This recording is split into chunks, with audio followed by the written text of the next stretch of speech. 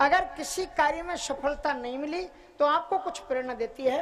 उसके बाद में राजा बलि ने जो जीवन जिया है उसकी रहनी और करनी से कुछ शिक्षा लेनी चाहिए।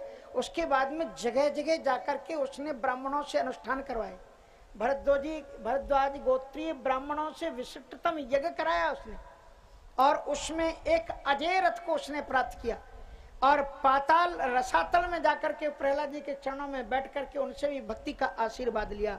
और उसके बाद में महाराज फिर उनका आक्रमण हुआ है, फिर देवताओं को उसने जीता, और देवताओं को जीतने के बाद अब महाराज अभी दैत्य बालक दुखी थे तो दिति ने एक तपस्या की थी, अब देवताओं के लिए आदित्य ने की। और आदित्य को जो व्रत बताया गया, बहुत सुंदर व्रत बताया है कश्यप ऋषि ने, और उन्होंने कहा फाल्गुन श्यामले पक्षे द्वादशाहम पयो व्रता अर्चये दरविंदाक्षम भक्त्या परमयान्विता। फाल्गुन मास के शुक्ल पक्ष की द्वादशी से इस व्रत को बताया, द्वादशाहम पयो व्रता। और भाद्रपद के शुक्ल पक्ष की द्वादशी में वामन भगवान का प्राकट्य हुआ है। यहां से वामन भगवान के प्राकट्य की कथा है। अर्चये दरविंदाक्षम, किसकी अर्चना की? अरविंद अक्ष, भगवान गोविंद की उन्होंने उपासना की। और जब भगवान उनके गर्भ में आए तो महाराज बड़ी सुंदर ब्रह्मा जी ने अदितेर धृष्टतम गर्भम भगवंतम सनातनम हिरण्य गर्भो विज्ञाय समीडे गुह्य नाम भी, ब्रह्मा जी ने बड़ी सुंदर उनकी प्रार्थना की है। नमस्ते कृष्ण गर्भाय वेद गर्भाय वेदसे त्रिनाभाय त्रिपृष्ठाय शिविष्टाय विष्णवे। और उनकी दिव्यतम प्रार्थना के बाद में वामन भगवान का प्रकट हुआ है। तम बटुम वामनम दृष्ट्वा मोदमाना महर्षया कर्माणि कारयामासु पुरस्कृत प्रजापति। प्रजापतियों की पूजन करने के बाद में विधिवत उनके नंदी जात आदि कर्म उन्हें संस्कार करवाए। तस्योपनीयमानस्य सावित्री सविता ब्रवीत, उनके यज्ञोपवीत संस्कार कराया गया। गायत्री मंत्र की दीक्षा उनको किसने दी? सावित्री मंत्र जिन सावी भगवान सूर्य का है, खुद भगवान सूर्य ने उन्हें गायत्री मंत्र सुनाया। बृहस्पतिर ब्रह्म सूत्रम, और देवगुरु बृहस्पति ने यज्ञोपवीत उनको धारण कराया। मेखलाम कश्यपो दधात, कश्यप ऋषि ने उनको मेखला आणवंद उसको कहते हैं, उनको धारण करा। तस्यायुत्युपनीता यक्षराट पातिका मदात, यक्षराज कुबेर ने उन्हें वर्तन दिया भिक्षा मांगने के लिए। और भिक्षा किसने दी?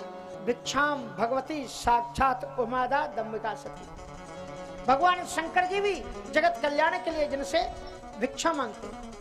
अन्नपूर्णे सदा पूर्णे शंकर प्राण वल्लभे ज्ञान वैराग्य से धृतम भिक्षाम देहि चपार्वती। इस प्रकार से यज्ञोपवीत संस्कार के बाद में सीधे वामन भगवान उस जगह पर आए माहेश्मती नगरी में, जहां पर राजा बलि यज्ञ कर रहे थे। राजा बलि ने कहा कि स्वागतम, आपका परम स्वागत है।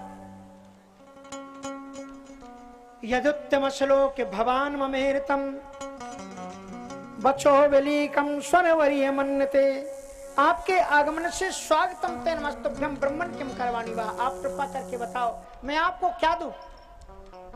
पदानि त्रीण दैत्येंद्र सम्मतानि पदा मम, केवल 3 पग भूमि। तो 3 पग भूमि तो नाप लो कहीं से। बोले ऐसे नहीं, हम चाहते हैं कि आपको फल मिल जाए। दान का फल तभी मिलता है जरा संकल्प हो जाए तब, इसलिए आप संकल्प कर दो, उसके बाद में हम भूमि मांगेंगे। तो अभी जो उस यज्ञ के यज्ञाचार्य श्री शुक्राचार्य जी महाराज थे, कहा तमाम पंडित आते हैं जाते हैं, सोचा कोई होगा पंडित मांग रहा होगा, लेने देने दो। लेकिन देखने में छोटा पंडित बड़ी होशियारी की बात कर रहा था, पहले संकल्प करो। उन्होंने कहा मामला कुछ और है। तो उन्होंने चश्मा जरा ठीक किया और उसको देखा, मांगने वाले को बच्चों का जरा बटक ऊपर मुंह करना, और जो ही मुख किया तो ही समझ गए वो माया माड़व को हरी। ये कोई बालक नहीं है, ये कोई साधारण ब्राह्मण नहीं है। एस्ते स्थान में ऐश्वर्यम श्रियम तेजो यशा श्रुतम दास्यत्या छिद्र शक्राया माया मानव कोरी। देखते देखते तेरा सब कुछ छीन करके इंद्र को दे देगी, भूल करके संकल्प मत करना। कहा कि महाराज लेकिन ये ऐसा कैसे हो सकता है? नहीं असत्यात परो धर्म इतिहो वाच भूरियम। असत्य से बढ़कर नहीं, असत्य संपातक पुंजा, असत्य से बढ़कर के कोई पाप नहीं। तो उन्होंने एक व्यवस्था और दी कि महाराज 3, 4, 5 जगह लोग झूठ भी बोल सकते हैं, पाप नहीं लगता। ये शुक्राचार्य जी बता रहे हैं, दैत्य गुरु, आप समझ लेना। और कहा स्त्री नर्म विवाहे च वृत्तर्थे प्राण संकटे गौ ब्राह्मणार्थे हिंसायाम नान्यतम सात जुगवस्तम। पत्नी से हास परिहास मजाक करते समय थोड़ा बहुत झूठ बोल लो, चलता है। किसी के झूठ बोलने से तुम्हारे अगर किसी कन्या का विवाह हो जाए तो झूठ बोल लो, कोई बात नहीं। अगर तुम्हारी वृत्ति बच जाए तो झूठ बोल सकते हो, कोई दिक्कत नहीं। आजीविका बचाने के लिए या किसी ब्राह्मण या गौ हत्या की रक्षा होती हो तो उस तरह से उनको आप बचा सको, उसके लिए झूठ बोलो तो तुम्हें पाप नहीं लगेगा। इसलिए अपनी वृत्ति को बचाने के लिए, अपने धन को बचाने के लिए कोई बात नहीं, तुमने बोला पीछे हट जाओ, लेकिन उन्होंने कहा मैं पीछे नहीं हटूंगा। और जो ही उन्होंने संकल्प किया तदभावनम रूप मवर्धताद्भुतम, देखते ही देखते भगवान ने विराट रूप धारण किया। घड़घड़ाते हुए एक पांव ऊपर को उठा, जनलोक तपलोक महलोक और सबका भेदन करते हुए सीधे ब्रह्मलोक तक पहुंचा। ब्रह्मा जी ने जल को पखार करके अपने कमंडल में रख लिया। इधर नीचे तल अतल सुतल वितल तरातल रसातल तक चला गया टर्न। और उसके बाद में तीसरा पांव ने कहा कि बड़ा सत्यवादी बन रहा था, कह रहा था मैं तुम्हें 3 पग भूमि दूंगा, अब बता मैं तीसरा पैर कहाँ रखूं। तो राजा ने साष्टांग दंडवत प्रणाम कर गए। कहा कि महाराज धन वाला होता है कि धनी? कहा धनी वाला होता है।